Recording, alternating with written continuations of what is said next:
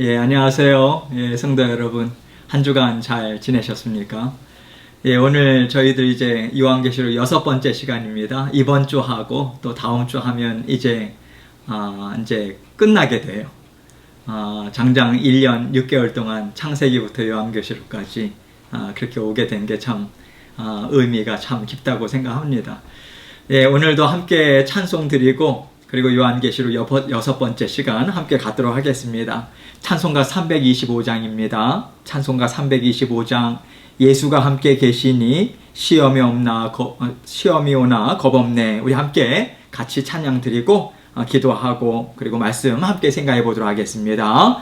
예수가 함께 계시니 시험이 오나 겁없네. 기쁨의 근원 되시는 예수를 위해 삽시다. 날마다 주를 섬기며 언제나 주를 기리고 그 사랑 안에 살면서 딴 길로 가지 맙시다. 이 세상 사는 동안에 주 이름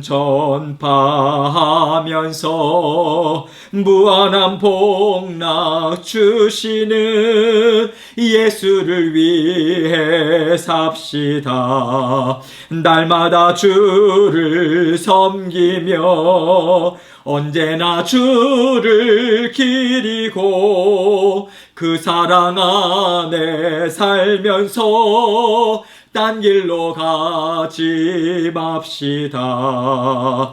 이 세상 친구 없어도 예수는 나의 친구니 불의한 일을 버리고 예수를 위해 삽시다. 날마다 주를 섬기며 언제나 주를 기리고 그 사랑 안에 살면서 딴 길로 가지 맙시다. 주께서 심판하실 때 잘했다 칭찬하리니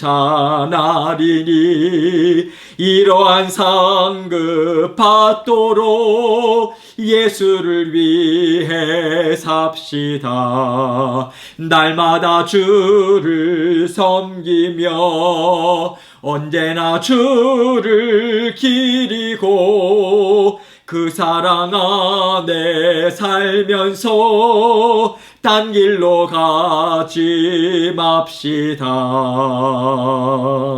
아멘. 기도하겠습니다. 사랑과 은혜가 늘 풍성하신 아버지 하나님 감사합니다. 오늘 저희들 아버지 하나님께서 요한계시록의 말씀을 함께 생각할 수 있도록 우리 주님께서 인도하여 주셔서 감사합니다. 아버지 하나님, 주님께서 주신 아버지 하나님의 말씀을 온전히 붙들고 아버지 초대교회의 수많은 어려움과 박해 가운데 핍박 가운데서도 주 예수 그리스도께서 십자가에서 이미 승리하셨음을 선포하신 아버지 하나님 십자가의 승리를 바라보며 전진하고 아버지 하나님 정말 주님의 품 안에 안기고 주님과 힘있게 전진해 나갔던 초대교회 성도들처럼 저희 또한 아버지 이 시대 가운데 주님의 부르심에 합당한 삶을 살기에 부족함 없도록 역사하여 주옵소서. 아버지 하나님 날마다 우리의 영의 양식 주셔서 감사하고 성령님께서 기도 시간에 아버지 하나님 우리의 마음과 생각을 지켜주셔서 세상 바라보는 것이 아니라 우리의 여건 상황 바라보는 것이 아니라 날마다 우리와 함께 하시며 우리를 힘있게 세워주시는 주님의 그 크신 사랑과 변함없는 그 은혜 베푸심을 날마다 받아 누리며 살아가는 저희들 될 수 있도록 도와주옵소서. 오늘도 부족한 종 아버지 하나님의 말씀을 아버지 하나님 전합니다. 주님께서 저의 입술과 마음을 주장해 주셔서 아버지 하나님께서 정권적으로 다스려 주시고 아버지 하나님께서 붙들어 주시는 그 힘과 능력 온전히 의지하며 이 시간도 잘 감당할 수 있도록 주님께서 주시는 은혜 풍성한 시간 될 수 있도록 은혜 베풀어 주옵소서. 예수 그리스도의 귀하신 이름으로 기도합니다. 아멘. 예, 오늘 요한계시록 6번째 시간인데요. 실질적으로는 요한계시록 말씀으로 따지자면 오늘 마지막 말씀입니다. 예, 다음 주 마지막 요한계시록의 7번째 시간은 히브리서 말씀을 좀 집중적으로 함께 살펴보게 돼요. 왜냐하면 나중에도 말씀을 드리겠지만 이제 히브리서를 이제 전달하고자 하는 그 유대인들, 초대교회에 있었던 그러한 성도님들이 많이 믿음이 흔들리던 그러한 때에 요한계시록에서 주장하고 있는 것이 예수 그리스도의 십자가의 보혈 그리고 어린 양의 피로 승리하셨다. 그것을 상당히 분명하게 드러내는, 그리고 상당히 이렇게 좀 뭐랄까요, 우리에게 깊은 심오한 그러한 진리의 말씀을 전하는 말씀이 히브리서예요. 그래서 지금 이 하나님의 구속사 성경 공부를 준비하신 목사님은 요한계시록의 말씀까지 쭉 함께 생각하고 그리고 마지막에 히브리서를 함께 생각하면서 우리가 믿는 예수 그리스도, 얼마나 그 그리스도 예수의 그 위대하신, 그리고 우리를 향한 그 하나님의 뜨거운 사랑이 얼마나 대단한가, 이것으로 마무리를 짓습니다. 그래서 오늘 저희들이 요한계시록의 말씀을 함께 살펴보고 그리고 다음 주에 마지막 히브리서 말씀을 좀 더 살펴보면서 그리고 하나님의 구속사 창세기부터 요한계시록까지의 마무리가 이제 져지게 됩니다. 오늘 요한계시록 6번째 시간 496번부터 함께 살펴보도록 하겠습니다. 제가 문제를 읽습니다. 계시록이 마지막에 이르러 보여주는 역전의 장면은 무엇인가? 이 점을 바울 사도는 무엇이라고 증언하고 있는가? 이렇게 이야기하고 있습니다. 여러분, 요한계시록의 말씀을 함께 생각을 하면서 우리 마음 가운데 늘 기억해야 되는 것이요, 요한계시록의 말씀은요, 역사 초기부터 마지막 역사의 마지막까지 그 시간 순서별로 모든 사항들을 시간 순서별로 나열한 그런 어떤 사건이나 이런 것들을 시간 순서별로 나열한 것이 아닙니다, 여러분. 처음에 예수님께서 고난당하는 또 핍박 가운데 있는 그 초대교회 성도님들에게 힘과 능력을 주시고자 부활하셔서 하나님 우편에 앉아 계신 그 예수 그리스도께서 요한을 불러요. 그래서 끝까지 그 승리하신 십자가의 그 승리가 마지막 역사의 종말까지 얼마나 힘있게 펼쳐지고 있는가. 그래서 초대교회의 그 예수 그리스도의 초림, 그리고 그 이전 구약시대에 또 하나님께서 구원 역사를 시작하게 됐던 그러한 모든 것들을 아울러서 하나님께서 그러한 말씀으로 격려와 위로를 주시는 말씀이기 때문에 시간 순서별로, 그래서 이게 1장부터 마지막 20장까지의 그 마지막 20장 이후의 말씀까지 계속해서 순서별로 살펴보면 되나 보다, 그렇게 생각하실 이유는 전혀 없는 거예요. 그래서 그 역사에 있었던 일들을 쭉 이야기하면서 또 인을 떼고 그리고 나팔 또 선포가 이루어지고 마지막 일곱째 대접 심판까지 점점 더 종말의 시대를, 시작이 있었으면 마지막 때가 있는 것과 마찬가지로 종말의 때를 계속해서 향해 가고 있는데 점점 더 신앙과 믿음의 상황은 어려워진다라고 하는 것입니다. 그래서 초대교회 성도님들처럼 그 믿음이나 여러 가지 외부적인 어려움 때문에 믿음이 흔들릴 때 우리가 예수 그리스도의 그 십자가의 승리가, 하나님의 구원 역사가, 하나님의 어린 양 되신 예수 그리스도를 통해서 얼마나 인류 역사 가운데 아무리 사탄과 수많은 하나님을 대적하는 그러한 세력들이 있다 할지라도 전혀 하나님의 구원 역사는 끊긴 적이 없다. 마지막까지 아름다운 종지부를 찍는다. 그것을 메시지로, 주 메시지로 전하는 것이 요한계시록이고요. 그래서 그러한 맥락에 있어서 우리가 지금 이 하나님의 구속사 성경 공부도 그러한 요한계시록 1장부터 마지막 장까지 순서별로 우리들이 함께 살펴보는 것이 아니라 집중적으로 초점을 맞추는 것이 예수 그리스도의 그 어린 양 되신 예수 그리스도의 십자가의 승리가 이 인류 역사 가운데 그 시대마다 얼마나 힘있게 이루어지고 있는가. 그리고 성도님들이 이 땅 위에서 계속해서 믿음의 싸움을 싸우고 있는데 이미 믿어서 하나님 품 안에 있는 성도님들이나 하늘 백성이들이죠.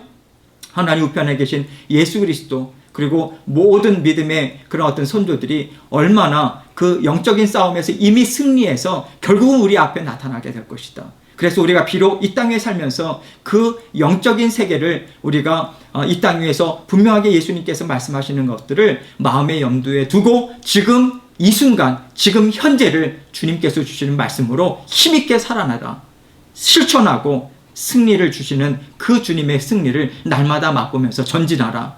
그렇게 메시지가 이어져 가고 있습니다. 그래서 우리가 요한계시록 20장 1절부터 6절 말씀까지 또 함께 보도록 하겠습니다. 계시록이 마지막에 이르러 보여주는 역전의 장면, 결국은 역전이 된다는 거예요. 무슨 역전일까요? 계속해서 인류 역사 가운데 믿음의 백성들을 어렵게 했던 그런 상황들은 있지만 결국은 역전을 한다. 이 점을 바울 사도가 무엇으로 증언하고 있는가? 데살로니가 후서도 후서 말씀도 함께 살펴보겠습니다. 자, 요한계시록 20장 1절부터 6절입니다. 1절부터 봅니다. 또 내가 보매, 누가 보는 거예요? 사도 요한이. 천사가 무저갱의 열쇠와 큰 쇠사슬을 그의 손에 가지고 하늘로부터 내려와서, 자, 무저갱이라고 하는 것이 어디인가? 자, 사탄을 가둔 곳입니다. 음부의 세계죠. 지하 세계. 이곳은 사탄과 그의 악한 영들이 거하는 처소다. 그래서 1000년 동안 이제 예수 그리스도의 그 초림부터 그리고 마지막 재림 때까지, 그것이 1000년의 기간이라고 했어요. 상징적인 의미라고 이야기했습니다. 어떤 역사적인 어떤 특정한 기간, 그래서 문자적인 1000년, 그것을 의미하는 것이 아니라 예수 그리스도의 초림에서 마지막 재림, 최후의 심판이 있는 그 시간까지의 통틀어서 전 기간을 1000년이라고 하는 상징적인 의미로 이야기한다. 그때까지 사탄이 갇혀져 있다. 특별히 예수 그리스도의 십자가 대속의 죽으심과 그리고 부활하심을 통해서 사탄의 세력은, 사망 권세를 붙잡은 사탄의 세력은 완전히 꺾어져 버린 거예요. 그래서 그러한 의미에 있어서 천사가 무저갱의 열쇠와 큰 쇠사슬을 그의 손에 가지고, 그 이야기는 사탄을 결박하기 위해서 하나님께서 그 무저갱의 사탄의 세력이 그 열쇠와 큰 쇠사슬을 가지고 그의 영향력을 완전히 제거해버리는, 그리고 제한해버리는, 그래서 그 영향력이 제거되고 제한된 부분은 예수 그리스도의 십자가의 대속의 죽으심과 부활 사건을 통해서 분명히 이루어졌다. 그것을 암시하고 있어요. 2절 말씀 봅니다. 용을 잡으니 곧 옛뱀이요 마귀요 사탄이라. 예전에도 말씀드렸죠. 아담과 하와를 꾀었던 그 뱀의 그 뱀을 조종하고 있는 배우는 그 사탄이었다. 그래서 곧 옛뱀이요 마귀요 사탄이라, 그렇게 이야기를 했죠. 그래서 마귀라고 하는 것은 디아블로스, 비방하는 자라고 이야기하는 거죠. 누구를 비방합니까? 계속해서 예수 그리스도를 믿는 하나님의 자녀들을 비방하죠. 사탄은요, 대적자를 의미하죠. 우선적으로 하나님을 대적하죠. 그리고 계속해서 사람들의 죄를 들춰가면서 하나님 앞에 고소하고 비방하는 존재가 사탄이다. 그래서 잡아서 1000년 동안 결박하여, 좀 아까 말씀드렸죠. 그 1000년이라고 하는 기간 동안에 사탄 마귀의 그 영향력을, 우리가 여기서 이제 용어를 조금 조심스럽게 써야 돼요. 완전히 제거가 아닌 그 제한을 두었다라고 하는 의미입니다. 완전한 제거는 마지막에 이제 예수 그리스도의 재림으로 더불어서 사탄 마귀가 큰 불못에 이제 던져지게 되는, 그것으로 인해서 그는 영원한 멸망에 처하게 되고요. 그때까지는 제한적으로 그의 영향력이 아주 미미하지만 그럼에도 불구하고 제한적인 영향력을 끼칠 수 있는 그러한 악한 영으로서 활동을 지금도 이 세상 가운데 하고 있지요. 그래서 잡아서 1000년 동안 결박했다라고 하는 것은 예수 그리스도의 십자가 대속의 죽으심과 부활을 통해서 그의 그 영향력이 상대적으로 계속해서 결박당해서 제한되는, 그래서 예수 그리스도의 재림 때까지는 그러한 부분에 있어서 계속해서 제한적으로 그는 활동할 수밖에 없는 거예요. 그래서 3절에 보면 무저갱에 던져넣어 잠그고 그 위에 임봉하여 1000년이 차도록 다시는 만국을 미혹하지 못하게 하였는데, 자, 미혹하지 못하게 하였는데라고 하는, 여기에 동그라미를 치시고요. 미혹하지 못하였겠다라고 하는 것은 우리의 믿음, 그 믿는 자녀들의 믿음을 흔드는 그러한 영향력조차도 하지 못했다, 그런 의미가 아니라 미혹해서 완전히 멸망시켜버리는, 그거는 못한다는 얘기예요. 그래서 그 후에는 잠깐 노일이라. 자, 1000년의 기간, 예수님의 재림이 가까울 때, 그 마지막 때는요, 마지막에 사탄이 자신의 마지막이 가까웠음을 알고 발악하는 그러한 때입니다. 그때는 이제 그 정확한 시기는 우리가 알 수 없죠. 그러나 예수 그리스도의 재림이 있기 직전에는요, 상당히 믿음의 생활이나 또 여러 가지 신앙적으로 외적인 핍박과 박해에 많이 노출될 것이라고 하는 것이 성경의 공통된 증언이에요. 그런 의미에 있어서 반드시 잠깐 노일이라고 하는 것은 예수 그리스도께서 재림하시기 직전에 사탄 마귀가 마지막을 발악을 해서 하나님과 하나님의 백성들을 대적하는 그러한 때, 그 시기는 정확히 언제인지를 알지 못하지만 예수 그리스도의 재림의 때가 가까우면 가까울수록 그 정도가 심해지는 것을 나타내주고 있죠. 4절 말씀 봅니다. 또 내가 보좌들을 보니 거기에 앉은 자들이 있어 심판하는 권세를 받았더라. 또 내가 보니 예수를 증언함과 하나님 말씀 때문에 목배임을 받은 자들의 영혼들과 또 짐승과 그의 우상에게 경배하지 아니하고 그들의 이마와 손에 그의 표를 받지 아니한 자들이. 자, 보세요. 지금 요한은 이 땅 위에서 살고 있어요. 초대교회 성도들도 이 땅에서 믿음의 싸움을 싸우고 있어요.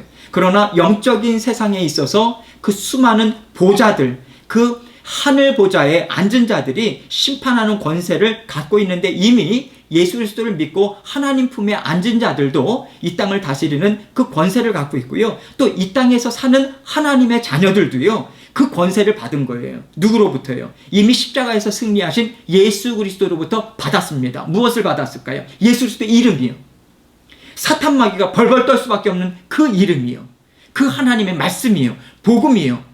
그 능력이요. 하나님의 사랑이요. 이 모든 것들을 이야기하죠. 그래서 이 세상을 살아가면서 우리는 세상 가운데 함몰되지 않습니다. 하나님이 주시는 능력으로 우리가 때로는 근심과 걱정에 눌릴 때도 있지만 우리는 궁극적으로 멸망당할 자들이 아니거든요. 궁극적으로 완전히 눌리는 자들이 아니에요. 그래서 여기에서도 그 이미 예수 그리스도를 믿는, 그래서 하나님 품에 앉은 자들이 심판하는 권세를 보좌에 앉아서 받았더라. 내가 보니 예수를 증언함과 하나님 말씀 때문에 라고 하는 그 목배임을 받은 자들의 영혼. 그래서 여러분 여기에서 보면요, 이 목배임을 받은 자들의 영혼은 죽었어요. 그렇죠? 그러나 짐승과 그의 우상에게 경배하지 아니하고 그들의 이마와 손에 그의 표를 받지 아니한 자들이 곧 목배임을 받은 자들이고요. 예수 그리스도의 그 복음의 말씀을 끝까지 타협하지 않고 지켰기 때문에 순교를 당한 자들을 이야기합니다. 그래서 그들은 죽었지만 하나님 앞에서는 살아있는 자녀들인 거죠. 우리는 이 땅에서 죽음을 맞이합니다. 누구나 때가 되면 하나님께 이제 돌아가야 돼요. 1차적으로 육신의 죽음을 맞이하지만 우리는 그 죽음으로 끝나는 자들이 아닙니다. 믿지 않는 자들은 죽음으로, 그리고 마지막 두 번째 부활에 있어서 사망으로 영원한 불못에 빠지게 되는 그러한 고통스러운 부활에 함께 동참하게 되지만요, 우리는 그 자리, 정말 어떻게 보면 우리가 두 번째 사망이 아닌 예수 그리스도의 그 보혈의 피로 말미암아 기쁨의 그 상을 받는 자리로 우리는 서게 된다는 거예요. 그 의미를 이야기합니다. 그래서 이들이 그의 표를 받지 아니한, 타협하지 아니하고 끝까지 믿음을 지킨 자들이 살아서 그리스도와 더불어 1000년 동안 왕노릇하니, 이렇게 이야기합니다. 이미 이 땅 위에서 믿음으로 살다가 하나님 품에 앉은 자들은, 예수 그리스도도 하나님 우편에 앉아 계시잖아요. 믿음의 선조들이 있지 않습니까? 수많은 증인들이 있는 거거든요. 그들이 천상세계에서는 이 지상에 있는 모든 믿음의 자녀들을 위해서 또 격려하는, 예수 그리스도와 더불어서 격려하고 그러한 모습들을 지금 이야기하고 있는 거죠. 왕노릇한다라고 하는 의미가 그런 의미고요. 또 이 땅 위에서 예수 그리스도를 믿는 자녀들 또한 왕노릇한다라고 하는 부분도요, 제사장이 되어서 하나님의 말씀을 통해서 세상을 다스려 나가는 그런 왕노릇에 우리가 함께 동참하는 삶을 살아가고 있다. 그 영생의 삶을 살아가고 있다. 우리는 이 땅 위에서의 삶을, 신앙의 삶을 그렇게 이해를 해야 하는 거죠. 5절 말씀 봅니다. 그 나머지 죽은 자들, 이들은 믿지 않고 죽은 자들을 이야기합니다. 그 1000년이 차기까지 살지 못하더라. 그 당연하죠. 그들은 죽어서 이제 하나님 품에 안기지 못하잖아요. 계속해서 그러한 고통 가운데 있다가 이제 두 번째 육신의 부활을 함께 모든 하나님을 믿는 자녀들이나 믿지 않는 자녀들이나 부활체를 입고 심판의 자리에 서기 위해서 부활체를 입고 부활을 합니다. 예수 그리스도의 재림과 더불어서. 그러나 믿는 자들은 상급을 받기 때문에 그날은 고통스러운 날이 아니죠. 그러나 그들은 영원한 고통을 받을 수밖에 없는 그러한 자들을 지금 이야기하고 있는 거죠. 이는 첫째 부활이라. 그래서 첫째 부활이라고 하는 것은요, 믿는 사람들 입장에서는 여러분들이 이렇게 정리를 하시면 됩니다. 첫째 부활은 무엇인가? 죄로 죽었던 영혼들이요, 예수 그리스도를 믿음으로 말미암아 중생하는 것을 성경에서는 첫째 부활이라고도 표현합니다. 첫 번째 부활이다. 왜냐하면 내 옛 자아는 예수 그리스도의 그 십자가의 죽으심과 대속의 죽으심과 더불어서 우리는 죽었어요. 옛 자아는 죽었어요. 그러나 예수 그리스도께서 사망 것에 깨뜨리신 그 부활에 동참해서 우리는 그 부활에 동참하는, 그래서 우리 예수님을 믿음과 더불어서 우리는 영생을 받습니다. 새로운 생명을 얻어요. 중생. 그게 첫째 부활이다 라고도 표현을 합니다. 우리가 용어 정리를 그렇게 할 필요가 있는 거죠. 그리고 두 번째는 뭐냐면요, 둘째 사망이 성도들이 이제 죽어서 육체로부터 해방되는 것을 의미합니다. 육신은 계속해서 나이가 들고 또 계속해서 쇠약해지고, 그러나 그 육체로부터 해방이 되는 것을 첫째 부활이다 이렇게도 표현을 해요. 그런 맥락에서 6절 봅니다. 이 첫째 부활에 참여한 자들은, 하는 자들은 복이 있고 거룩하도다. 첫째 부활에 참여한 자들이 누굽니까? 예수 그리스도를 믿고 하나님의 자녀로 거듭난 자들을 이야기하죠. 그래서 이들은 복이 있고 거룩하도다. 왜 그렇습니까? 그 이어지는 하나님께 속했기 때문에. 두 번째, 둘째 사망이 그들을 다스리는 권세가 없고 도리어 그들이 하나님과 그리스도의 제사장이 되어 1000년 동안 그리스도와 더불어 왕노릇하리라. 여기 나오는 말씀인 거예요. 그래서 둘째 사망, 우리가 부활체를 입고 예수 그리스도의 재림 때 우리가 함께 부활하지 않습니까? 그거는 우리가 영원한 사망, 이거 둘째 사망이거든요. 믿지 않는 자들이 당할 수밖에 없는 둘째 사망. 그들은 육신적으로 첫 번째 사망을 맞이해요. 그러나 둘째 사망은 영원한 사망입니다. 그 둘째 사망이 믿는 자들을 다스릴 권세가 없는 거예요. 예수 그리스도로 더불어서 우리는 영생을 받았기 때문에 그렇습니다. 행복한 영생을. 그래서 도리어 그들이 하나님과 그리스도의 제사장이 되어, 하나님이라고 하는 것은요, 하나님 나라를 다스리는 왕적인 권세를 가지고 제사장이 되어서 예수님께서 재림하실 때까지 이 땅 위에서 하나님의 말씀으로 더불어서 세상을 하나님의 말씀으로 우리는 다스려 나가는 거예요. 우리의 심령도 다스리고요, 우리 주변 상황도 다스리고요, 중보하면서 세상을 다스려 나간다. 그 의미입니다. 그런 맥락이 있어서 사탄은 결박당해서 지금 이제 무정에게 던짐을 받았죠. 그래서 제한적으로 영향력을 끼칠 수밖에 없는, 그러나 우리는 그 사탄의 영향력, 그 악한 영들의 영향력을 두려워할 필요가 없는 거죠. 예수 그리스도의 그 이름이 있기 때문에 그렇습니다. 그래서 그런 초대교회나 인류 역사 가운데 계속해서 박해와 핍박, 순교의 현장에서 죽었던 자들은, 그들은 죽은 게 아니에요. 살아서 그리스도와 더불어서 영원히 왕노릇을 하는 그러한 자리에 지금 있는 것이고, 그리고 마지막 역전의 날이 분명하게 있다.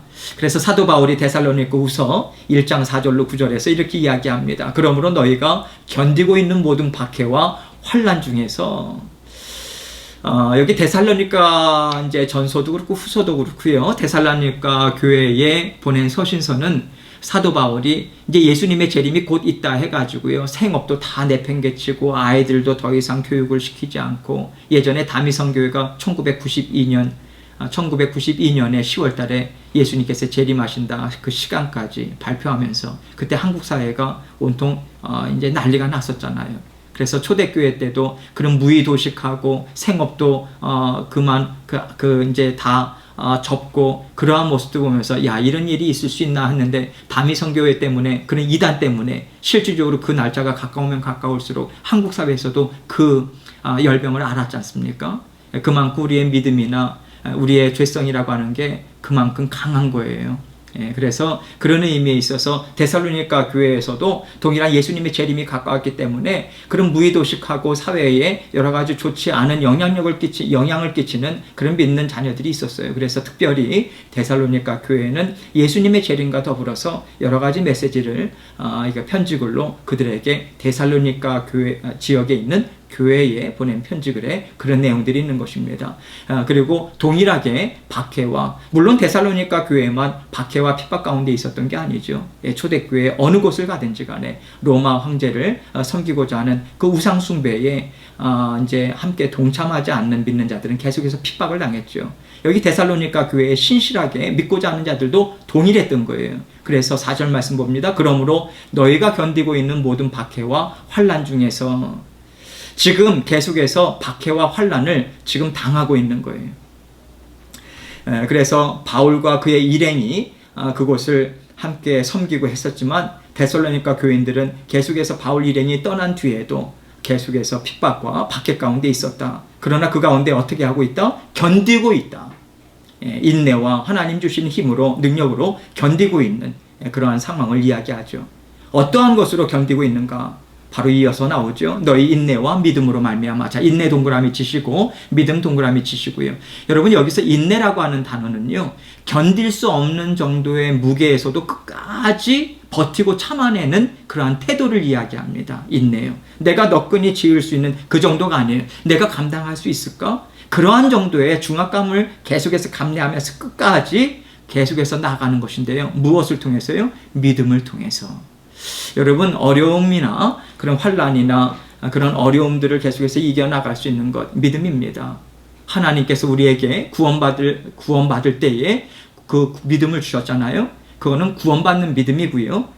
그런 의미에서 그 이후에 계속해서 우리는 예수 그리스도께서 우리를 붙잡아주고 계시고 하나님이 모든 것을 다 다스려주고 계심을 믿는 믿음으로 우리는 계속해서 살아가는 것입니다. 인내와 믿음으로 말미암아, 그 뒷부분 봅니다. 하나님의 여러 교회에서 우리가 친히 자랑하노라.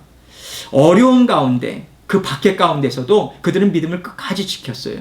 정말 저것을 감당할 수 있을까? 그러나 그들이 감당해내요. 그러나 여러분, 사람 스스로 감당할 수 있었던 게 아니죠. 하나님만 온전히 의지할 때에 그들은 세상이 감당할 수 없는 힘과 능력을 받는 거예요.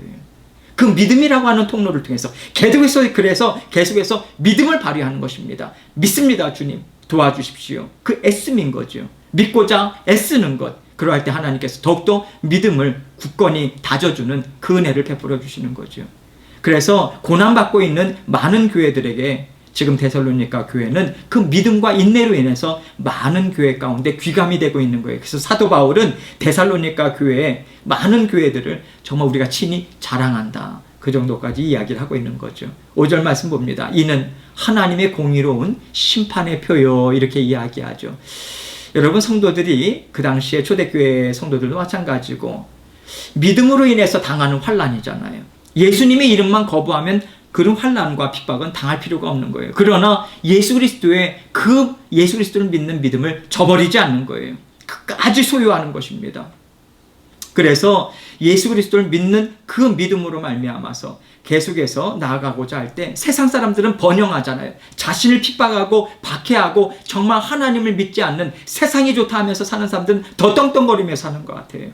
고난당하지 않아요. 그러다 보니까 믿는 자녀들도 계속해서 하나님의 의로운 심판이 지금 이 시대 가운데 계속해서 실행되고 있는가, 하나님의 공의로우심, 이런 것들을 계속해서 하나님 앞에 질문을 던질 수밖에 없는 거죠. 우리도 그렇지 않습니까? 계속해서 믿음의 생활을 하려고 하는 우리는 더욱더 상황들이 어려운 것 같은데, 세상의 부와 권력과 세상의 것을 추구하는 사람들은 더 잘 나가는 것을 보면서 우리가 믿음의 뿌리가 송두리 때 흔들려 버리지 않습니까? 그러할 때마다 우리를 붙잡아주는 것이 무엇입니까? 믿음이죠. 무엇을 믿는 믿음입니까? 하나님의 말씀을 믿는 믿음인 거죠. 하나님 말씀으로 붙잡아주세요. 여기서도 이야기하죠.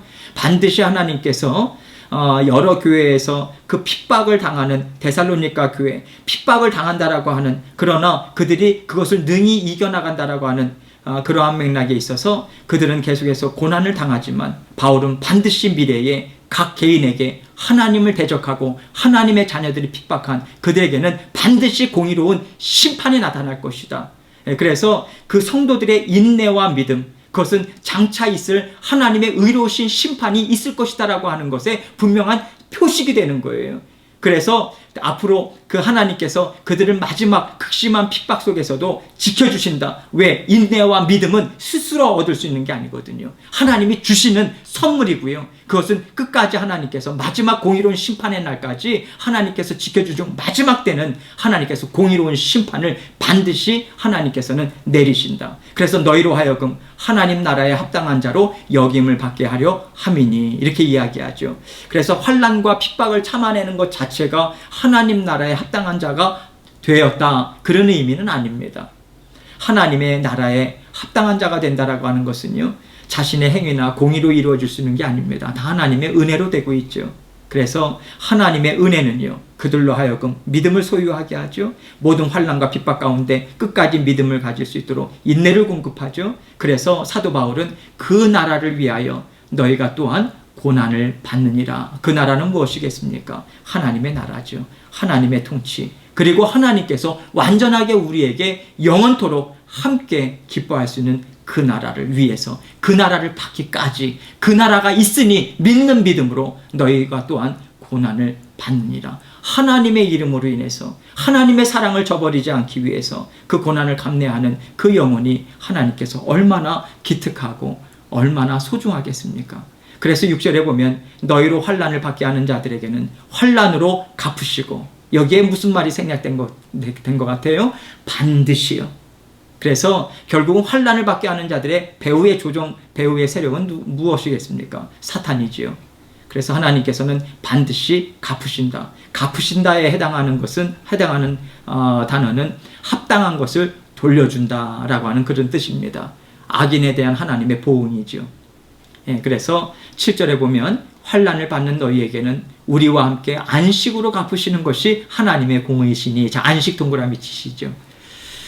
여기서 안식이라고 하는 것은 원래는요, 팽팽하게 당긴 활의 줄을 원래 상태로 느슨하게 편안하게 한다는 의미가 있습니다. 결국은 역경에서 회방이 된다라고 하는 거예요. 수고를 그치고 이제 쉬게 된다는 거예요. 여러분, 하나님께서 환난을 받는 우리에게 하나님께서 안식으로 주신다. 영원한 안식이요, 영원한 평안함이요. 이것을 통해서 하나님께서 휴식을 주신다. 믿음 때문에 무고하게 고난을 당하고 있지만 결코 이건 헛된 것이 아니다. 참된 안식과 평안을 반드시 나는 너희에게 준다. 그것을 하나님께서 말씀해 주시는 것이고요. 여러분, 중요한 것은 우리가 이 땅 위에 살면서도 그것을 우리는 맛봅니다. 그래서 우리가 때로는 여러 가지 어려운 가운데 마음도, 우리의 영도 힘들죠. 그러나 기도의 자리로 나아가죠. 하나님의 은혜로 믿음의 자리로 나아가요. 기도의 자리, 말씀의 자리로 나아갑니다. 그러면서 하나님께서 주시는 힘과 능력이 있습니다. 반드시 있죠. 그래서 내 마음 가운데 평안함도 찾아오고요. 평안할 수 없는 상황인데 평안함이 느껴지고요. 그러면서 담대함도 생기고요. 다시 일어설 수 있는 힘과 능력이 생기는 것을 알 수 있죠. 어느 자리요? 말씀의 자리요. 기도의 자리입니다. 하나님께서 우리를 힘있게 세워주시는 그 자리인 것입니다. 그래서 뒷부분에 보면 주 예수께서 자기의 능력의 천사들과 함께 하늘로부터 불꽃 가운데 나타나실 때에 데살로니가 후서 2번째 편지글을 보내면서 예수 그리스도의 재림의 날, 그들과 예수님과 더불어서 그 능력 있는 천사들이 함께 나타날 때, 하나님의 그 위엄과 영광스러움으로 나타날 때, 그래서 하늘로부터 불꽃 가운데 나타난다라고 하는 그 이미지는 심판하러 오시는 거예요. 심판하시는 그 나타나실 때에 예수 그리스도께서 마지막에 모든 것들을 드러내는 그 마지막 심판의 때에 8절에 보면 하나님을 모르는 자들과 우리 주 예수의 복음에 복종하지 않은 자들에게 형벌을 내리시니, 반드시 보응하신다고 그랬죠. 형벌을 내리신다. 9절 말씀 보면요, 이런 자들은 주의 얼굴과 그의 힘의 영광을 떠나 영원한 멸망의 형벌을 받으리로다. 정해진 거예요, 여러분. 그래서 복음이 계속해서 선포되어질 수밖에 없는 것은요, 그 사망 권세 아래 계속해서 복음으로 말미암아 거듭나지 않으면 그들은 그 상태 그대로 영원한 죽음으로 이어질 수밖에 없는 거예요. 왜? 이 생에서의 삶이 끝나면 그 기회는 다시 오지 않기 때문에 그렇습니다. 그러나 믿는 그 순간부터 우리는 영원한 생명을 얻기 때문에 끊임없이 우리는 계속해서 복음을 증거해야 하는 것이죠. 그런 의미에 있어서 지금 데살로니가 후서에 있는 성도들에게도 요한계시록의 메시지처럼 그날이 반드시 온다. 예수 그리스도의 재림의 날, 그리고 하나님 앞에 서는 날 분명하게 온다. 그러니 여기에서 하나님께서 이 악한 자들에겐 보응을 분명하게 주시고 우리에게 있어서는 참 안식으로 함께 하신다라고 하는 요한계시록과 동일한 메시지를 지금 사도 바울은 전하고 있는 것이죠. 497번을 봅니다. 주님께서는 무엇이라고 선언하시며 계시록 21장 3절로 4절에 따르면 다 이루었다는 말씀의 의미는 무엇인가? 자, 계시록 21장 6절입니다. 또 내게 말씀하시되 이루었도다. 자, 이루었도다라고 하는 것은요, 복수동사예요. 그러니까 주어가 복수라는 거예요. 무슨 얘기냐면 앞에서 이야기하는 모든 하나님께서 구원 역사 가운데 이루어 주시겠다라고 하는 것이 모두 다 이루어졌다. 모든 것들이 다 이루어졌도다.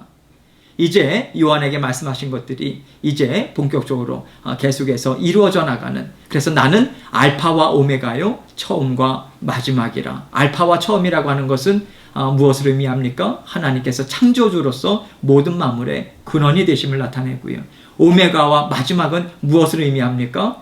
창조를 시작하신 하나님께서 마지막 역사의 종말을 아름답게 완전하게 하나님께서 이루신다.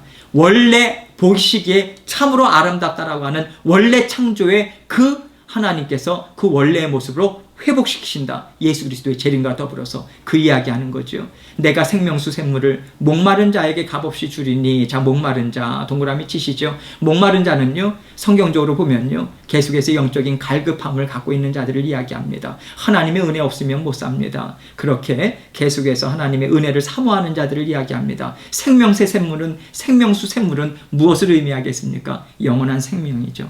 영생이죠. 생명력이죠. 그래서 값없이 준다. 우리는 그 영생을 값없이 받았잖아요. 왜? 우리의 공로로 구원받은 게 아니잖아요. 은혜로 받았잖아요. 뿐만 아니라 이 땅 위에서 우리는 예수 그리스도께서 계속해서 우리에게 값없이 주시는 십자가의 보혈을 우리는 받아 누리면서 지금 살아가고 있습니다. 그래서 예수님께서 그 모든 일들을 권능의 능력으로 이루어 나가셨던 것처럼 우리도 하루하루의 삶을 살아가면서 우리는 하나님께서 주시는 힘으로 하나님 감사합니다. 오늘도 내가 믿음을 타협하지 아니하고 세상 가운데 눌리지 아니하고 낙심하지 아니하고 절망하지 아니하고 주님 주신 말씀으로 오늘도 힘있게 살았습니다. 여러분, 그게 승리가 아니겠습니까? 그 승리가 점철되고 계속해서 이어져 나가면서 더 큰 어려움이 있을 때 더 큰 능력으로 승리로 우리는 우뚝 설 수 있는 거예요.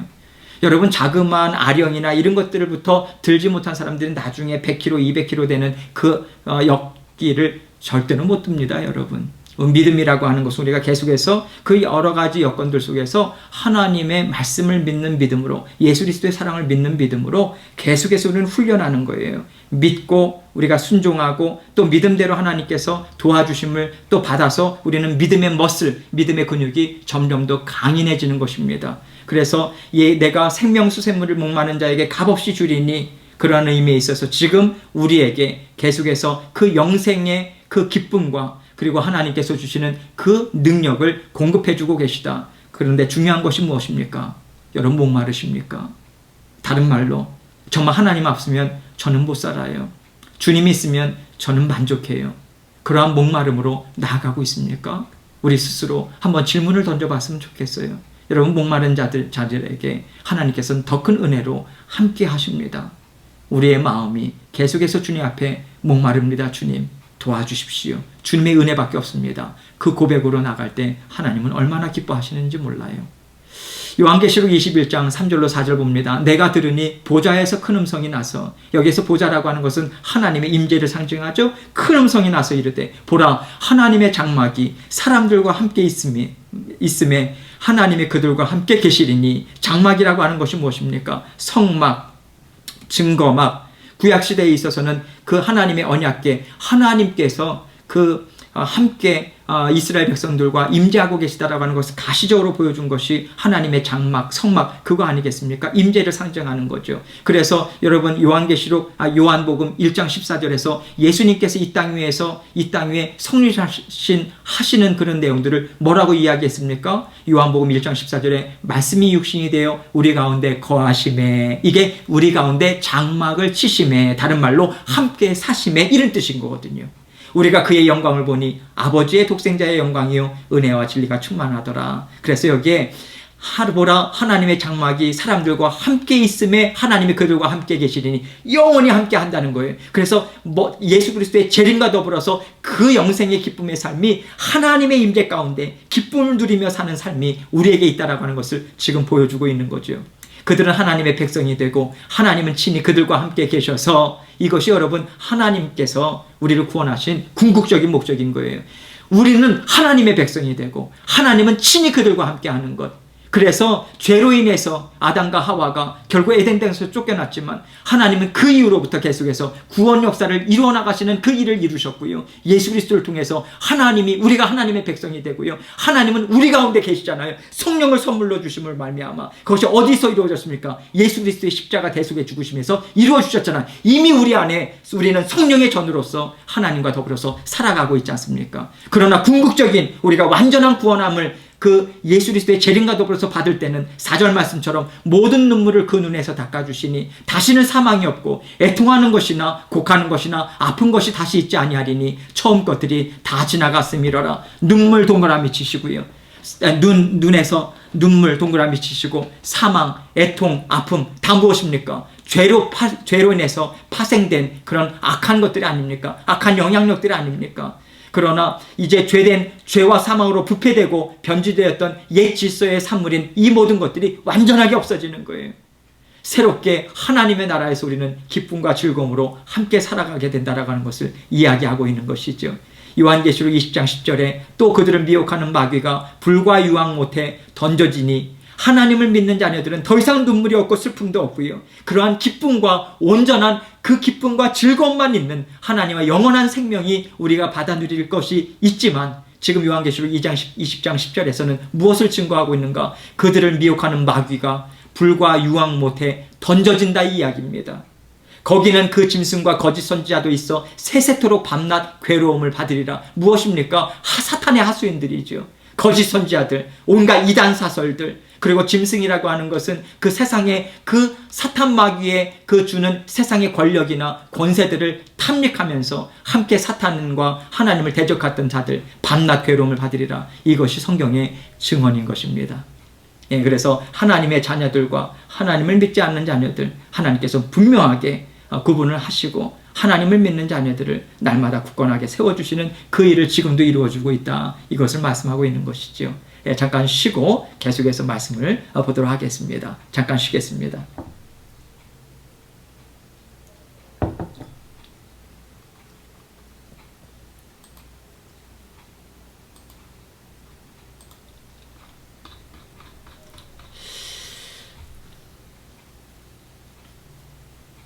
계속해서 공부하도록 하겠습니다.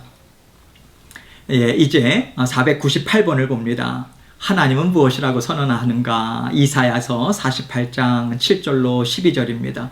여러분 요한계시록의 말씀을 우리가 에스겔서 말씀이나 다니엘서 말씀이나 여러 선지자들의 그런 말씀들, 특별히 이사야서 말씀 같은 경우에는 계속해서 메시아를 통한 구원 역사를 결국은 이루어 주신다라고 하는 그 메시지가 깊게 담겨져 있지 않습니까?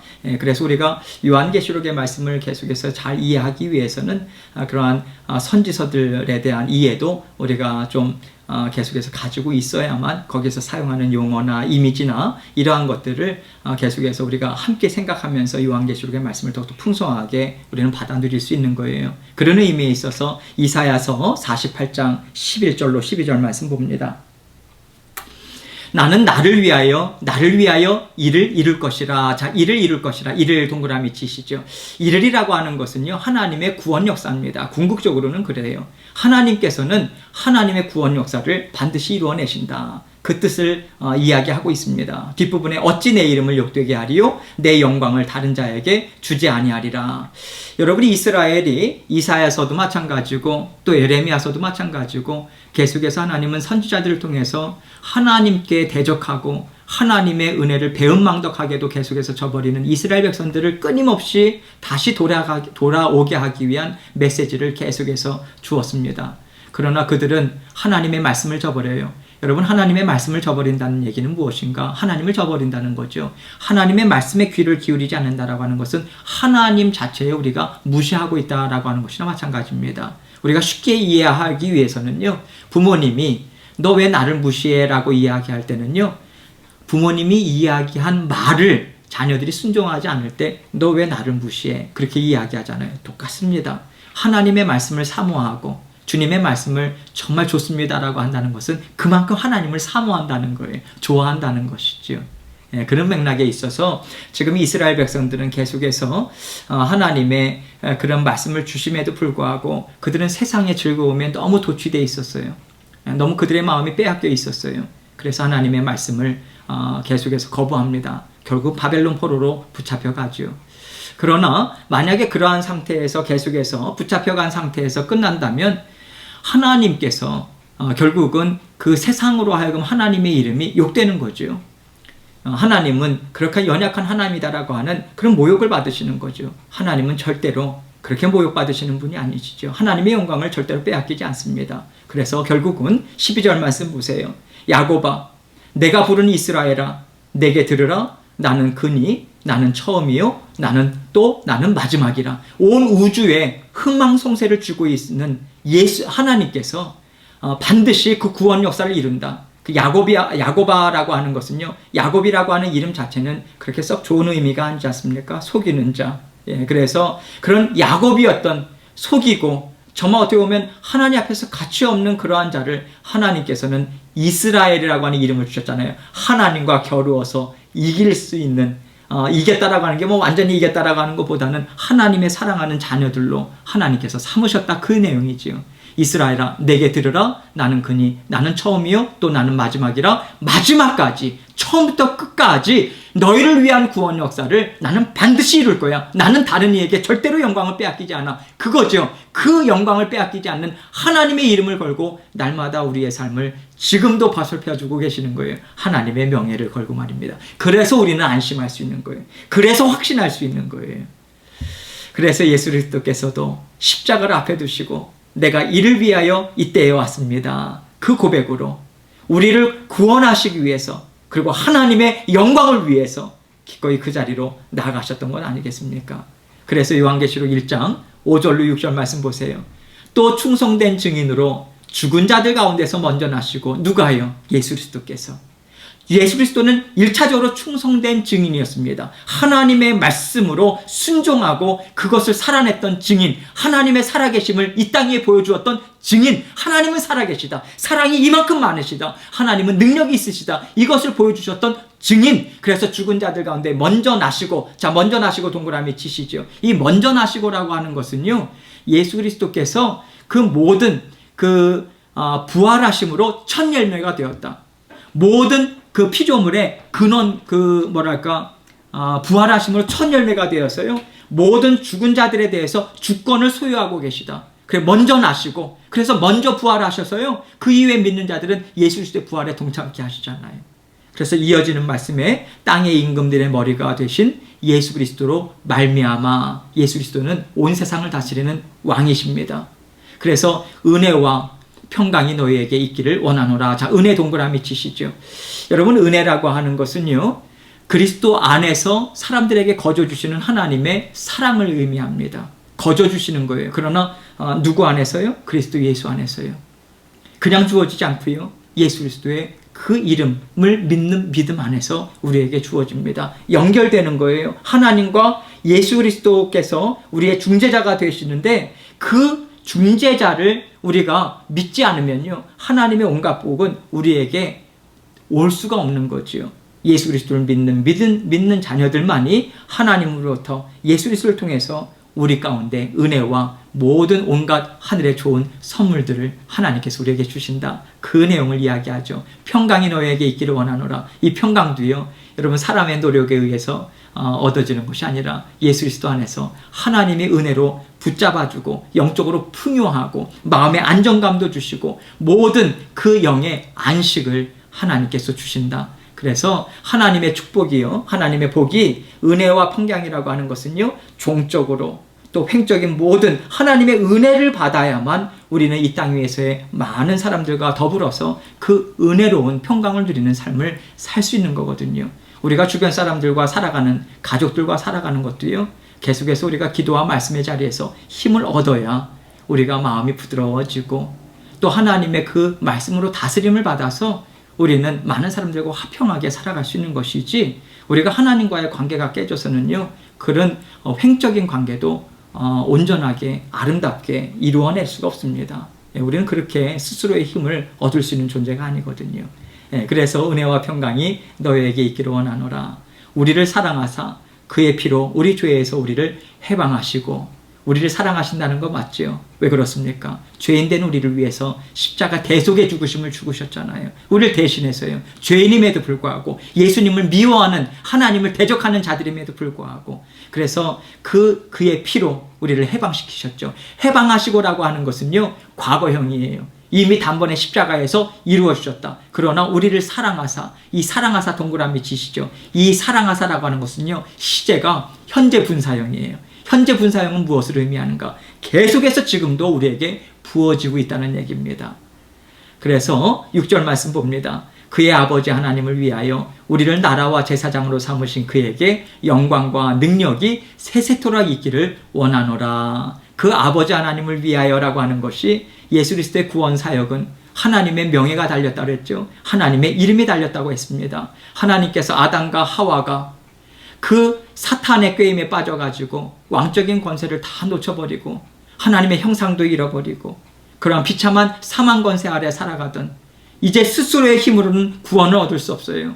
그래서 바로 그날 하나님께서는 원복음의 말씀을 주시고 그 이후에 계속해서 예수 그리스도 오실 그 예수 그리스도 메시아를 통해서 여자의 후손을 통해서 사탄의 머리를 계속해서 깨부순다라고 하는 그 구원 역사를 인류 초기부터 지금까지 이어오신 것 아니겠습니까? 자, 499번을 봅니다. 주님은 무엇이라고 선언하시는가? 요한계시록 22장 8절로 13절입니다. 요한계시록 22장 8절 13절 이것들을 보고 들은 자는 나 요한이니. 자, 지금까지 계속해서 보고 들었어요. 하나님이 천상의 세계에서 얼마나 힘있게 구원 역사가 이미 승리로 이루어졌고 그 하나님을 향한 뜨거운 찬양의 목소리가 얼마나 울려 퍼지는가. 온 세상, 그 영적인 세상 가운데 그 승리가 계속해서 이 땅 위에서 살아가는 믿음의 자녀들에게도 분명하게 주어지고 있고 우리의 승리의 대제사장이요 우리의 사령관 되신 예수 그리스도께서 앞서 나가 주셔서 날마다의 영적인 싸움을 싸워나가고 계시다. 이미 십자가에서 승리를 계속해서 승리하고 계시다. 상황이 세상의 상황이 어떠하든지 간에 어떠한 환란이 있든지 간에 예수 그리스도께서 우리를 위해서 대신 싸워주고 계시다. 그러한 모든 것들을 상징적으로 보여주는 것을 계속해서 보고 들은 나 요한이니. 내가 보고 듣고 볼 때에 이 일을 내게 보이던 천사의 발 앞에 경배하려고 엎드렸더니 왜 그렇습니까? 계시를 받는 자로서 그 계시를 주고 있는 천사 앞에 겸손한 마음을 가지려고 표하려고. 그러나 9절 말씀 보세요. 그가 내게 말하기를 나는 너와 내 형제 선지자들과 또 이 두루마리의 말을 지키는 자들과 함께 된 종이니. 그렇죠. 천사는 종이죠. 하나님과 예수 그리스도를 섬기는 그러한 그 종들 아니겠습니까? 그러한 의미에 있어서 여러분 우리들도 함께 주님을 섬기는 그러한 종으로서의 어떻게 보면 특권이죠. 종이라고 하는 것은 여기에서 나오는 종이라고 하는 말씀의 단어는 안 좋은 어감이 아닌 것입니다. 그 위대하신 하나님과 함께 사랑을 나누는 종이거든요. 그러나 순종하는 그러한 위치에 있음을 우리는 잊지 말아야죠. 그리하지 말고 하나님께 경배하라 하더라. 그래서 온전한 경배의 대상은 하나님밖에 없다. 그러나 사탄 마귀는 자기가 경배받기 위해서 타락한 거 아니겠습니까? 지금 이 천사는 자기의 위치를 정확하게 지키는 거죠. 10절 말씀 봅니다. 또 내게 말하되 이 두루마리의 예언의 말씀을 임봉하지 말라. 때가 가까우니라. 자, 때가 가까우니라 밑줄 그시고요. 말씀을 임봉하지 말라 동그라미 치시고요. 왜 그렇습니까? 임봉하지 말라라고 하는 것은 덮은 상태로 열지 않은 상태로 두지 마라. 그 얘기가 아니죠. 임봉하지 말라. 열어둔 채로 두어라. 왜? 많은 사람들이 구원의 복음을 들어야 되지 않습니까? 구원의 복음을 때가 가까울수록 마지막 때가 가까울수록 예수 그 하나님의 구원의 그 뜨거운 사랑이 더욱더 불타시는 거예요. 한 사람이라도 더 구원받기를 원하는 그 뜨거운 마음이 이 말씀 가운데 담겨져 있는 것이죠. 때가 가까웠느니라. 결국 예수 그리스도의 재림의 때, 인류 역사의 마지막 때를 이야기하는 것이죠. 11절 불의를 행하는 자는 그대로 불의를 행하고 더러운 자는 그대로 더럽고 의로운 자는 그대로 의를 행하고 거룩한 자는 그대로 거룩하게 하라. 여러분 여기서 오해하지 말아야 돼요. 의를 행하는 자는 그대로 불의를 행하는 자는 그대로 불의를 행하고 더러운 자는 그대로 더럽고 그래 너네들은 이제 더 이상 나는 관심을 두지 않아. 그렇다면 복음의 말씀을 왜 임봉하지 말라고 말씀하시겠어요? 하나님의 마음을 읽을 수 있어야죠. 마지막 때가 가까우면 가까울수록 너희들이 지금 그 말씀을 믿고 영원한 생명으로 돌아와라. 더 이상 더러운 자녀로 있지 말아라. 또 불의를 행하는 자리에 있을 필요 없어. 영원한 그런 어떤 불못에 빠지게 되는 던져지게 되는 그 운명에 있을 필요가 없어. 사망 권세를 깨뜨린 예수 그리스도의 복음이 너 앞에 있다. 믿고 내 자녀가 되어라라고 하는 예수 그리스도 하나님의 그 사랑의 메시지인 거죠. 12절 보라 내가 속히 오리니. 누굽니까? 예수 그리스도. 내가 줄 상이 내게 있어 각 사람에게 그가 행한 대로 갚아주리라. 그래서 권능의 손으로 심판하시는 하나님의 권세가 누구에게 이양되어 있어요? 예수 그리스도. 재림하시는 예수 그리스도에게. 그래서 예수 그리스도께서 재림하시는 목적이 무엇이라고요? 각 사람에게 그가 행한 대로 갚아주리라. 의로운 자, 믿는 자, 하나님의 자녀가 된 자들에게는 상을 주시는 자리, 그러나 하나님을 대적하고 불의하고 악하고 하나님의 이름을 믿지 않는 자들에게는 결국은 영원한 형벌이라고 하는 그 분명한 보응이 있다라고 하는 것이지요. 엄중한 심판은 반드시 있다라고 하는 것을 이야기해 주는 것입니다. 13절, 나는 알파와 오메가요, 처음과 마지막이요, 시작과 마침이라. 역사의 주관자시다. 그 부분을 분명하게 이야기를 해주고 있는 거죠. 역사의 주관자 대신 그 하나님께서 분명하게 말씀하시는 그 내용을 이야기를 하고 있는 것입니다. 예, 그런 의미에 있어서 예수 그리스도의 그러한 그 성육신, 또 십자가 대속의 죽으심, 부활, 승천, 그것은 완전하게 이루어졌지 않습니까? 남아있는 한 가지가 무엇입니까? 구원 역사 가운데 예수 그리스도의 재림이죠. 그래서 재림을 통해서 완전한 구원 역사를 하나님께서는 완전히 이루십니다. 그 길로 계속해서 나아가고 있는 거예요. 이사야서 43장 10절로 13절 말씀 봅니다. 나 여호와가 말하노라. 너희는 나의 증인, 나의 종으로 택함을 입었나니 이는 너희가 나를 알고 믿으며 내가 그인 줄 깨닫게 하려 함이라. 나의 전에 지음을 받은 신이 없느니라. 나의 후에도 없으리라. 여러분, 여기에서 너희는 나의 증인이라고 하는 너희라고 하는 것은 1차적으로 이스라엘 백성을 의미합니다. 그러나 여러분, 지금 오늘날의 이 시대에 있어서 민족적인 의미에 있어서 이스라엘을 이야기하지 않아요, 여러분. 모든 믿는 자들에게 주시는 메시지인 거예요. 이 이사야서의 말씀이 너희는 나의 증인. 1차적으로는 그 당시에는 하나님의 백성들을 통해서 계속해서 구원 역사를 이루고자 하는 하나님의 뜻을 나타내 보이기 위해서 이 말씀을 주시지만, 오늘날에 이 말씀을 받는 우리에게 있어서는 우리 각자에게 주시는 하나님의 메시지인 거예요. 우리는 하나님의 증인입니다. 예수 그리스도의 종이에요. 택함을 입은 자들입니다. 그래서 우리가 예수 그리스도를 알고 믿는 거예요. 그래서 내가 그인 줄을 깨닫게 하려 함이라. 이것이 이미 성취가 되었지 않습니까? 구약시대에 계속해서 그런 모형이나 예표적으로 보여주셨던, 그림자처럼 보여주셨던 그 예수 그리스도가 실제로 이 땅에 성육신하셔서 오셔서 이미 구원 사건을 이루셨잖아요.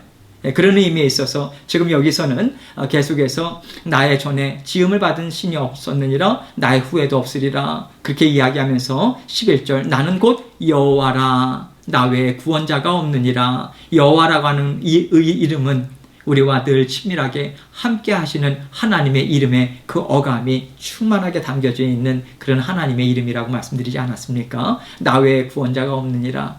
그렇죠. 하나님 외에는 구원의 역사를 또 시작하신 분도 안 계시고, 그리고 그 끝까지 이루실 분도 하나님밖에 없는 거죠. 12절, 내가 알려주었으며 구원하였으며 보였고. 자, 이게 되게 중요하죠.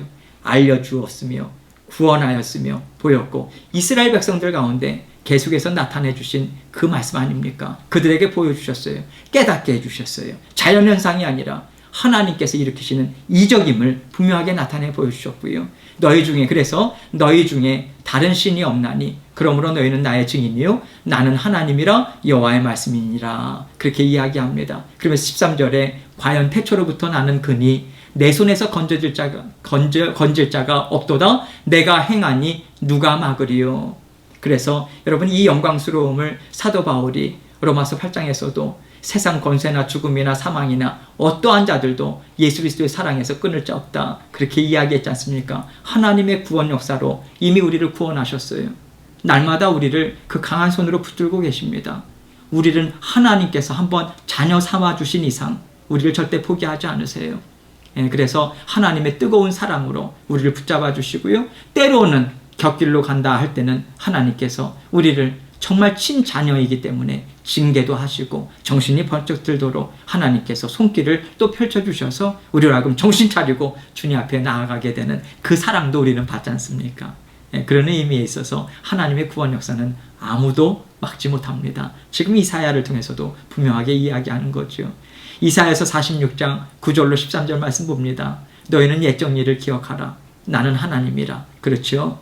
이스라엘 백성들에게 출애굽 이후부터 그 이스라엘 백성들에 나타났던 하나님의 구원 역사 얼마나 풍성합니까? 우리가 구약을 성경을 읽으면서도 정말 가시적으로 눈에 보일 정도로 얼마나 크신 역사들을 많이 이루어 주셨어요. 그래서 이 말씀을 하시는 거예요. 나 외에 다른 이가 없느니라. 나는 하나님이라 나 같은 이가 없느니라. 10절에 내가 시초부터 종말을 알리며 아직 이루지 아니한 일을 옛적부터 보이고 이르기를 나의 뜻이 설 것이니 내가 나의 모든 기뻐하는 것을 이루리라 하였노라. 태초부터 마지막의 종말을 벌써 정말 바로 눈앞에 바라보듯이 온 역사에 하나님 앞에서는, 영원하신 하나님 앞에서는 시간이라고 하는 것이 수백 년, 수억만 년이 무슨 의미가 있겠습니까? 시초부터 끝까지 하나님은 한꺼번에 아시는 거예요. 그러면서 하나님께서 옛적부터 아직 이루지 아니한 일을 옛적부터 보이고 이르기를 나의 뜻이 설 것이다. 그리고 선포하시고 그것을 이루어내시잖아요.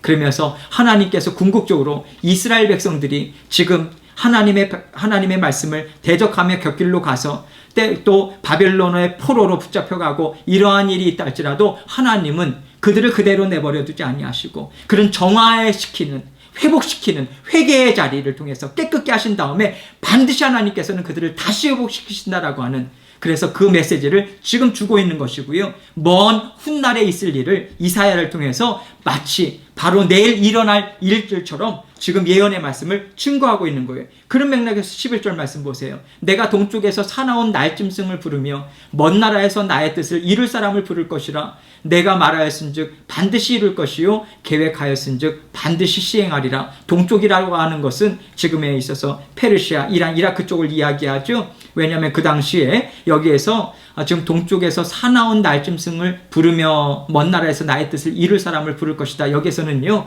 페르시아의 고레스 왕을 이야기합니다. 고레스 왕을 가리켜요. 왜냐하면 고레스 왕이 이제 이스라엘이 이제 바벨론 땅에서 70년 포로 시기를 마치고 이제 다시 너희들은 이스라엘 땅으로 돌아가라라고 하는 출바벨론의 그 역사를 하나님의 손에 의해서 쓰임을 받은 종이 그 페르시아의 고레스 왕이거든요. 그래서 이 동쪽은 페르시아, 나중에 일어날 제국을 이야기하죠. 사나울 날짐승이라고 하는 것은 솔개나 매나 독수리를 이제 번역할 수 있는 그러한 단어인데요. 아주 호전적이고요. 강한 세력을 상징적으로 이야기합니다. 그래서 본 문맥을 볼 때는요. 장차 고레스라고 하는 페르시아 왕이, 아수르 제국은 바벨론에 의해서 망하잖아요. 바벨론은 어느 제국에 의해서 망합니까? 페르시아 제국. 페르시아의 고레스 왕이 큰 힘과 용맹으로 열방들을 다 처리하면서 이제 마치 사나운 날짐승과 같이 그들을 점령하면서 결국은 하나님께서 고레스를 통해서 이스라엘 백성들을 다시 출바벨론 시키는 그 역사를 이루어내시거든요. 그래서 참 뭐랄까 흥미로운 사실은 고레스의 군대 있지 않습니까? 페르시아의 고레스의 군대의 긴 창에 황금빛 새 독수리 형상이 이제 새겨졌다라고 하는 거죠. 지금 이사야서에 동쪽에서 사나운 날짐승이라고 하는 것은 독수리로라도 또 번역할 수 있는 그런 단어라고 이야기했잖아요. 한 가지 흥미로운 사실입니다. 그래서 이러한 먼 훗날에 있을 그러한 말씀을 이미 예언의 말씀을 주시고 그것을 계속해서 힘있게 성취해 나가심을 지금 이야기하고 있죠. 12절 말씀 보세요. 마음이 완악하여 공의에서 멀리 떠난 너희여 내게 들으라. 이스라엘 백성을 이야기합니다. 마음이 완악하다라고 하는 것은 하나님 앞에 고집 부리는 거예요. 계속해서 대적의 자리로 나가는 것입니다. 하나님의 말씀으로 돌아오지 않아요. 완악해진 거예요. 딱딱해진 거예요. 강팍해진 거예요. 그래서 그들에게 구원의 손길을 계속해서 말씀을 주십니다. 내게 들으라. 내게 들으라. 13절 내가 나의 공의를 가깝게 할 것인즉 그것이 멀지 아니하냐니 나의 구원이 지체하지 아니할 것이라. 내가 나의 영광인 이스라엘을 위하여 구원을 시온에 베풀리라. 시온이라고 하는 것은 이스라엘, 예루살렘, 하나님의 백성 다 통칭해서 상징적으로 이야기하는 것이거든요. 그래서 계속해서 곁길로 나아가고자 하는 이스라엘 백성들을 사랑의 음성으로 계속해서 구원의 음성으로 계속해서 주시고자 하시는 그 하나님의 음성을 여기에서도 담겨 있는 거죠. 자, 500번을 봅니다. 창세기 1장부터 3장, 계시록 20장부터 22장은 절묘한 대칭과 조화를 이루고 있다. 어떤 대조를 보여주고 있는가? 여러분 이게 참 신기한 것이요.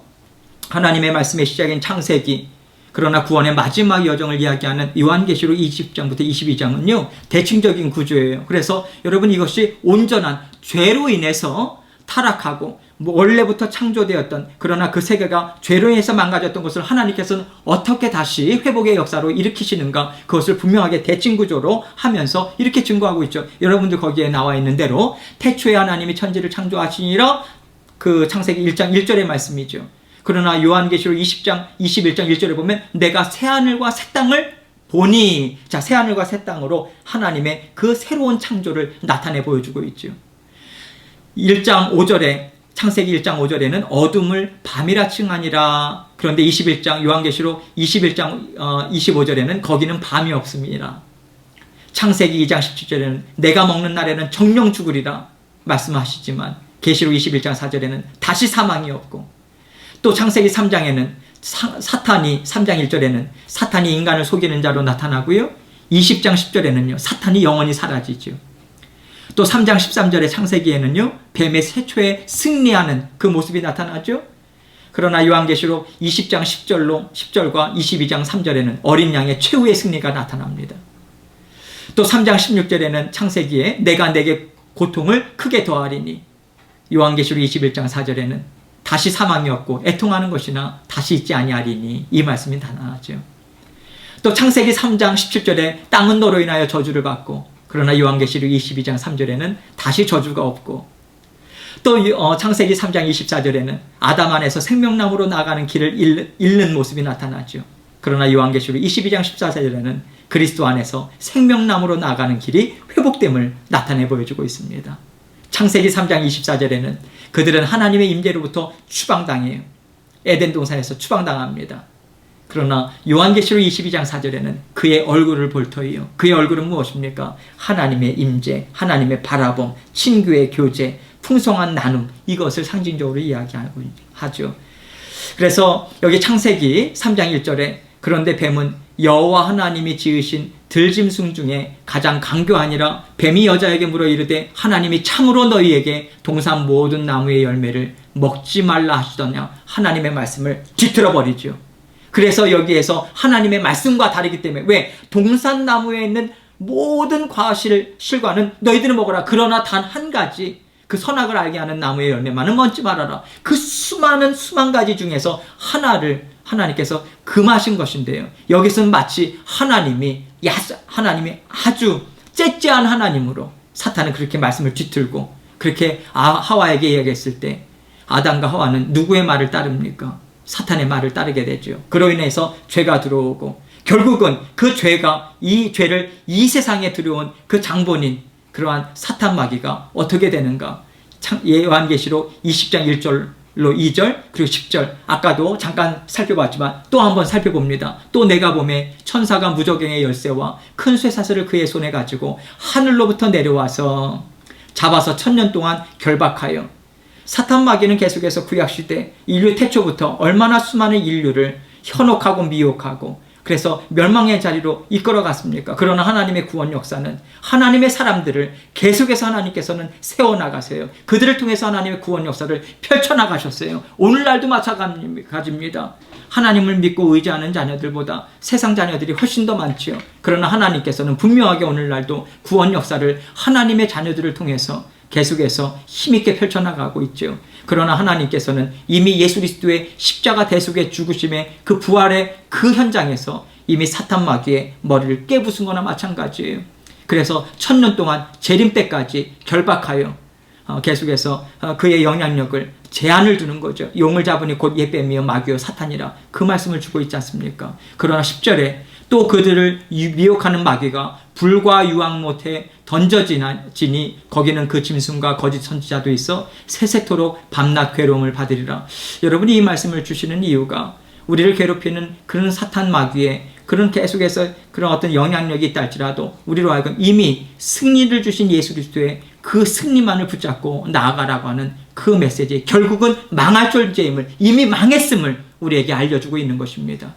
창세기 3장 17절로 19절에 아담에게 이르시되 내가 내 아내의 말을 듣고 내가 너에게 먹지 말라 한 나무의 열매를 먹었은즉 땅은 너로 말미암아 저주를 받고 너는 내 평생에 수고하여야 그 소산을 먹으리라. 수고하여라라고 하는 것은 땀을 흘리는 노동을 이야기하죠. 고생스러움을 이야기합니다. 물론 타락 전에도 에덴 동산을 가꾸고 보살피는 그것이 하나의 노동이라면 노동일 수도 있는데요. 그 당시에 그 노동의 개념은 다릅니다. 하나님께서 생계를 유지하기 위한 고생스러움이 아니었어요. 하나님의 주신 그 왕적인 권세를 가지고 풍성하게 하나님의 그 함께 통치하심에 동참했던 그런 의미고요. 그러나 죄로 인해서 타락한 그 이후에는 먹고 살기 위해서 땀을 흘리고 계속해서 종신토록 수고하여야만 먹을 것이 얻을 수 있는, 그리고 땅도 마찬가지예요. 하나님께서 보시기에 원래 아름다웠던 땅도 죄로 인해서 타락하고 망가진 그 상태 아닙니까? 그래서 18절에 땅이 내게 가시덤불과 엉겅퀴를 낼 것이라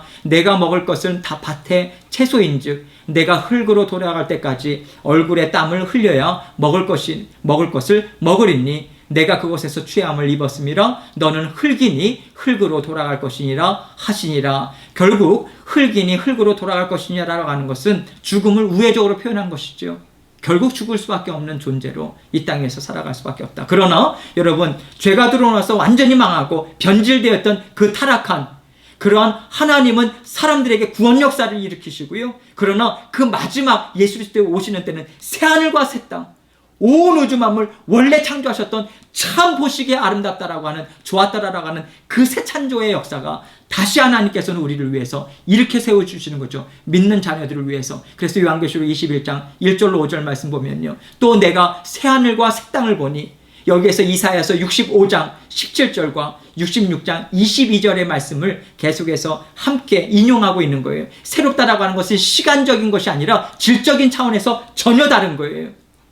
전혀 질적으로 다른 새하늘과 새 땅, 하나님께서 완전하게 새롭게 창조하시는 재창조의 역사죠. 처음 하늘과 처음 땅, 이것은 무엇입니까? 창조하였지만 죄로 인해서 더럽혀지고 타락한 그 하늘과 땅, 세상을 이야기하죠. 없어져요. 바다도 다시 있지 아니하니라. 여러분, 성경에서는요, 바다라고 하는 이미지는요, 죄로 가득한 그런 어떤 지리적이나 물리적인 그런 차원이 아니라 영적인 세계입니다.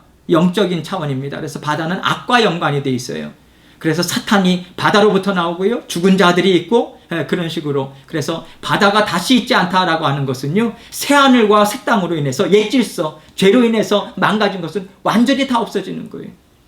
그래서 완전한 새 것으로 하나님께서는 새로운 세상, 정말 하나님의 영원한 기쁨을 받아 누리는 그 세상을 하나님이 우리에게 내려주신다. 우리와 함께 살고 계신다. 정말 하나님의 임재 가운데 사는 그러한 하나님의 재창조의 역사를 예수 그리스도의 재림과 더불어서 이루어 주신다는 것이죠. 2절, 또 내가 보매 거룩한 성 새 예루살렘이 하나님께로부터 하늘에서 내려오니 그 준비한 것이 신부가 남편을 위하여 단장한 것 같더라. 여기 새 예루살렘이라고 하는 것도요, 새라고 하는 것이 질적으로 어떤 시간적인 것이 아니라, 어떤 물리적인 것이 아니라 질적으로 변화된 완전한 하나님의 그 하늘 예루살렘, 모든 하나님의 백성들을 상징적으로 이야기하지 않습니까? 그 하나님의 새 예루살렘이 어디로부터 온다고요? 하늘로부터, 하나님께로부터 하늘에서 내려오니, 새 예루살렘이라고 하는, 완전히 영적으로 거듭나서 하나님의 백성이 된다라고 하는 것은 사람으로부터, 사람의 능력이나 수단이나 그 의지력으로 되는 것이 아니에요. 하나님으로부터만 받아 누릴 수 있는 거예요. 그것을 상징적으로 이야기합니다. 하나님께서 주신 선물이다, 이 이야기를 하고 있는 것이죠. 그 준비한 것이 신부가 남편을 위하여 단장한 것 같더라. 남편과 신부의 비유는 성경적으로 볼 때요, 하나님과 하나님의 백성 사이를 상징적으로 나타내주는 이야기죠. 남편과 아내, 그것을 하나님과 우리, 그래서 신랑과 신부, 그러한 의미에 있어서도 이야기를 하고 있는 것이죠. 그런 맥락에 있어서 준비한 것이 신부가 남편을 위하여 단장한 것처럼 하나님의 공동체, 구속받은 공동체가 얼마나 아름답게 변화되었는지 하나님께서 하나님과 하나님의 백성들과 함께 이 땅에 내려오시면서 하나님을 믿는, 살아서 믿는 자녀들과 함께 영원한 그러한 나라로 하나님께서 함께 즐겁게 살아가는 그러한 것들의 시작임을 알려주고 있는 거죠. 3절 말씀, 내가 들으니 보좌에서 큰 음성이 나서 이르되 보라, 하나님의 장막이 사람들과 함께 있음에, 하나님의 장막이 무엇을 의미한다고요? 하나님의 임재, 하나님이 함께 사는 거죠. 우리 가운데 성령님을 통해서 함께 살지만 마지막 예수 그리스도의 재림과 더불어서는 영원히 사는 거예요. 하나님의 장막이 사람들과 함께 있음에 하나님이 그들과 함께 계시리니, 그들은 하나님의 백성이 되고 하나님은 친히 그들과 함께 계셔서, 4절 말씀 봅니다. 모든 눈물을 그 눈에서 닦아주시니 다시는 사망이 없고 애통하는 것이나 곡하는 것이나 아픈 것이 다시 있지 아니하리니 처음 것들이 다 지나갔음이로라. 아까도 살펴본 말씀이잖아요. 여러분, 그러한 부분에 있어서요, 영생의 삶을 우리가 맛본다라고 하는 것도 이 땅 위에서도 우리는 맛보는 삶을 살아요. 하나님의 그 구원의 복음, 그 은혜의 말씀을 우리가 받아들이면서 살 때 우리가 슬픔을 이겨나갈 수 있고 또 아픔을 우리는 이겨나갈 수 있는 그러한 천국에서의 맛을 이 땅에서도 성령 하나님으로 더불어서 우리는 맛보면서 살아가고 있는 것입니다. 5절 말씀 봅니다. 보좌에 앉으시니가 이르시되 보라 내가 만물을 새롭게 하노라 하시고 선포하죠. 또 이르시되 이 말은 신실하고 참되니 기록하라 하시고, 여러분, 새롭게 하는 그 역사가 지금도 우리에게 이루어지고 있어요. 어제와 오늘은 다릅니다. 오늘과 내일도 다릅니다. 여러분, 날마다 반복되는 하루하루라고 우리는 생각될 수 있죠. 특별히 요즘처럼 나가지는 못하고 할 때는 그날이 그날 같죠. 그러나 여러분, 영적으로 볼 때는요, 하나님의 은혜를 새롭게 체험하는 날마다의 나날입니다. 우리가 더욱더 힘있게 주님의 그 은혜를 받아들여야 되겠죠. 창세기 3장 23절로 24절에는 여호와 하나님이 에덴 동산에서 그를 내보내어 그의 근원이 된 땅을 갈게 하시니라 쫓겨났어요. 24절 이같이 하나님이 그 사람을 쫓아내시고 에덴 동산 동쪽에 그룹들과 두루 도는 불칼을 두어 생명나무의 길을 지키게 하시니라. 그래서 하나님과의 온전한 교제를 온전히 이루어내지 못하는 죄와 사망의 권세 가운데 빠져있는 인류의 비참한 상황을, 그 이후의 상황을 계속해서 이야기하고 있죠. 그러나 여러분, 요한계시록 22장 마지막 14절에 자기 두루마기를 빠는 자들은 복이 있나니, 자기 두루마기를 빠는 자들이라고 하는 것은 무엇을 의미했어요? 예수 그리스도의 십자가의 보혈의 피로 죄로 인해서 더럽혀진 그의 심령, 그것이 완전히 깨끗하게 되어서 예수 그리스도의 구속에 구원받은 자들, 구속에 참여한 자들 이야기하죠. 빤다는 얘기는 그때도 말씀드렸죠. 베드로에게 목욕한 자는 발만 씻으면 된다, 그런 의미가 있듯이 우리도 구원받은 의미에 있어서 원죄 문제는 완전하게 해결됐어요. 그러나 이 땅에서 우리는 계속해서 예수 그리스도의 보혈의 피로 우리의 자범죄, 하나님을 슬프게 하고 실망해 드리는 죄, 그리고 우리의 죄성이 있고 연약함이 있잖아요. 그래서 우리는 깨어서 기도해야 되는 것이고요. 그런 의미에 있어서 자기 두루마기를 빠는, 이건 현재 시제입니다. 계속해서 빨아야 되는 거예요. 예수님께서 오실 때까지. 이걸 우리에게 빨 수 있는, 깨끗하게 할 수 있는 이름을 주셨잖아요. 보혈의 피를 주셨지 않습니까? 예수 그리스도의 이름. 그래서 이는 그들이 생명나무에 나아가며 문들을 통하여 성에 들어갈 권세를 받으려 함이라. 생명나무는 무엇입니까? 영원한 생명나무에 완전하게 우리가 함께 합류하는 것이고요. 문들을 통해서 성에, 새로운 성, 새로운 하나님의 백성들 들어갈 권세를 받으려 하려 함이라. 그래서 영생의 참여를 이야기하고 있고요. 성에 들어갈 권세를 이미 우리는 얻은 자들로 오늘도 우리는 살아가고 있습니다. 그런 맥락에서 날마다 하나님께서 우리에게, 하나님께서는 지금 때가 악하고 앞으로도 계속해서 우리의 믿음을 계속해서 도전하고 시험하는 일들은 여러분 때가 가까울수록 더 심화될 것입니다. 그것을 우리가 각오해야 돼요. 그러나 여러분, 한 가지 우리가 요한계시록을 지금까지 살펴보면서 우리가 분명하게 인식한 것은 무엇입니까? 예수 그리스도의 죽기까지 사랑하신 사랑이 우리를 놓지 않으신다. 그리고 이미 사탄 마귀의 머리를 깨부시는 그 역사가 십자가, 그 보혈, 십자가 대속의 죽으심으로 이루어 주셨다. 지금도 그 승리를 우리에게 주고 계시다. 우리 앞서 나가 주셔서 지금도 온 세상을 우리 예수님께서 다스리고 계시다. 그분의 자녀다. 그분의 친구다. 인정해 주시며 함께 살아가고 있는 그 은혜를 날마다 바라드리는 저와 여러분이 되기를 주님의 이름으로 축원합니다. 제가 기도하고 마치도록 하겠습니다. 하나님 아버지, 감사합니다. 오늘도 주님께서 주신 말씀 기억하고 우리에게 날마다 승리를 주시고 힘을 주시고 함께 하시는 주님과 더불어 힘있게 전진해 나가는 믿음의 용사들 될 수 있도록 하나님께서 도우시고 함께하여 주옵소서. 모든 영광을 주님께 돌려드리오며 예수 그리스도의 귀하신 이름으로 기도합니다. 아멘.